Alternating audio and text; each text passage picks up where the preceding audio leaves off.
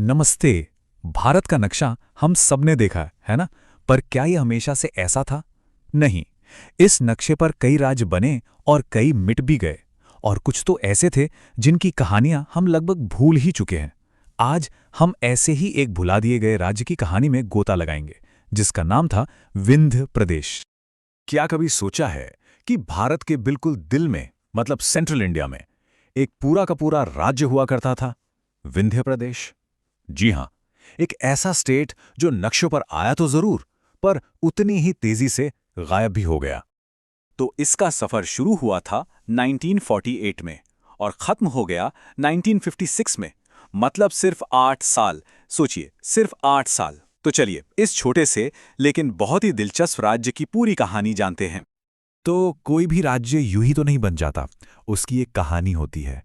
विंध्य प्रदेश की कहानी भी बहुत खास है। ये शुरू होती है भारत की आज़ादी के ठीक बाद।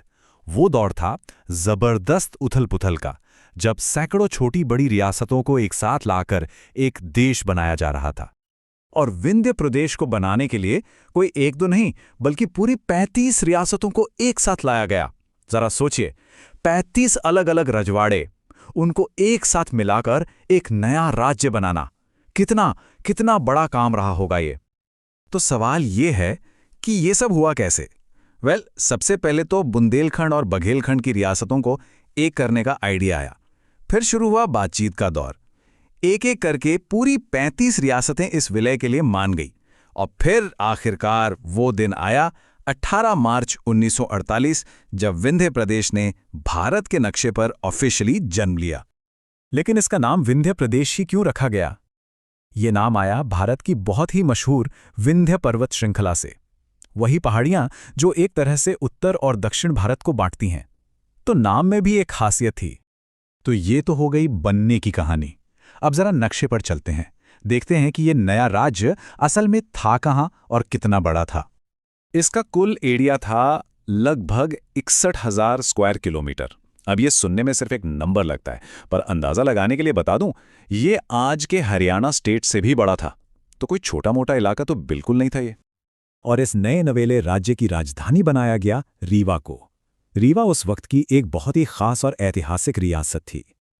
और पता है सबसे मजेदार बात क्या है? अगर आज के मध्य प्रदेश का नक्शा देखें तो रीवा, सतना, सीधी, सिंगरौली, पन्ना, छतरपुर, शहडोल, ये सारे जाने पहचाने नाम, ये सब कभी उसी विंध्य प्रदेश का हिस्सा हुआ करते थे। ठीक है, राज्य बन गया, राजधानी भी तय हो गई, पर अब सवाल ये है कि इसे चलाया किसने? मतलब इसका पॉलिटिकल सफर कैसा रहा, खासकर इतने कम वक्त में? तो शुरू में तो यहाँ प्रेसिडेंट रूल लगाया गया, पर फिर आया साल 1952, जब देश में पहले जनरल इलेक्शन हुए। तब यहाँ भी चुनाव हुए और पहली बार एक चुनी हुई सरकार बनी। और उस सरकार के मुखिया बने पंडित शंभुनाथ शुक्ल। और ये नाम बहुत खास है, क्योंकि वो विंध्य प्रदेश के पहले और इकलौते, जी हां, इकलौते मुख्यमंत्री थे। लेकिन जैसा कि हमने शुरू में कहा था, इस राज्य का सफर बहुत लंबा नहीं था। अब कहानी उस मोड़ पर आती है जब विंध्य प्रदेश का अस्तित्व एक बड़े राज्य में समाने वाला था। अगर इसकी पूरी टाइमलाइन देखें तो सब कुछ बहुत तेजी से हुआ। 1948 में बना, 1952 में पहली चुनी हुई सरकार आई और 1956 में कहानी खत्म। सब कुछ बस कुछ ही सालों के अंदर हो गया। तो आखिर ऐसा क्या हुआ 1956 में? उस साल आया एक बहुत ही ऐतिहासिक कानून, स्टेट्स रीऑर्गेनाइजेशन एक्ट। इस कानून ने भाषा के आधार पर पूरे भारत का नक्शा ही बदल डाला और इसी बदलाव की लहर में विंध्य प्रदेश का भविष्य भी तय हो गया। बस 8 साल, ये राज्य कुल मिलाकर सिर्फ इतने ही साल तक चला। इतिहास की किताब में तो ये एक पलक झपकने जैसा ही है। और वो आखिरी दिन था 1 नवंबर 1956। इसी तारीख को विंध्य प्रदेश को उसके आसपास के दूसरे इलाकों के साथ मिलाकर एक बहुत बड़ा राज्य बनाया गया, जिसका नाम था मध्य प्रदेश। और बस इसी के साथ विंध्य प्रदेश का नाम भारत के पॉलिटिकल मैप से हमेशा हमेशा के लिए मिट गया। तो क्या इसका मतलब ये है कि विंध्य प्रदेश की कहानी बस यहीं खत्म हो गई? पॉलिटिकली देखें तो हाँ, पर कल्चरली बिल्कुल नहीं। इसकी विरासत आज भी जिंदा है और बहुत मजबूती से जिंदा है। इस इलाके को अक्सर बघेली और बुंदेली संस्कृति का संगम कहा जाता है और ये एक लाइन इस पूरे क्षेत्र की आत्मा को पकड़ लेती है। देखिए, पॉलिटिकल बाउंड्रीज तो बदल गईं, पर इस इलाके की जो रूह है वो नहीं बदली। यहाँ की खास बघेली बोली, यहाँ के लोकगीत, यहाँ की परंपराएं, ये सब आज भी मध्य प्रदेश की कल्चरल पहचान का एक बहुत ज़रूरी हिस्सा है, उसे और भी खूबसूरत बनाती हैं।